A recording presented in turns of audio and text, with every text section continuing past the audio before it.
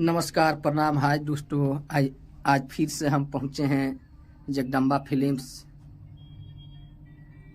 Studio, चानी बाजार, सिवान जिला में है। हम इस स्टूडियो में आज फिर पहुंचे हैं। गाना रिकॉर्ड हुआ है मेरा।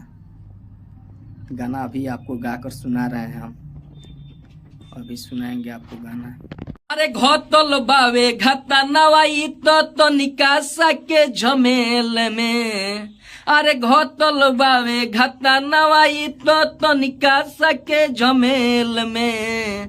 आ माल्टी छोड़ली दुनिया विष्णु राज गईले जेल में। आ माल्टी छोड़ली दुनिया विष्णु राज गईले जेल में। इस गाना का अंतरा है, हम अंतरा सुना रहे हैं अभी आप लोग को बीच में। अंतरा बहुत अच्छा है, बहुत अच्छा मैटर है, सुना रहे हैं अभी। अरे जे होई कातिल सजा मिली नु जरूर हो।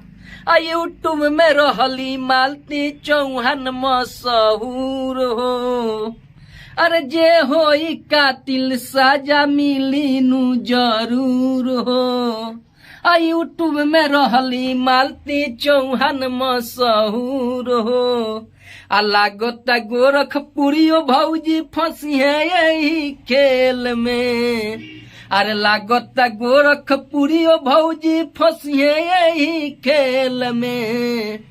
मालती छोड़ली दुनिया विष्णु राज गईले जेल में। मालती छोड़ली दुनिया विष्णु राज गईले जेल में। और इसका अंतरा है, दूसरा अंतरा है, हम आप लोग को सुना रहे हैं दूसरा अंतरा भी।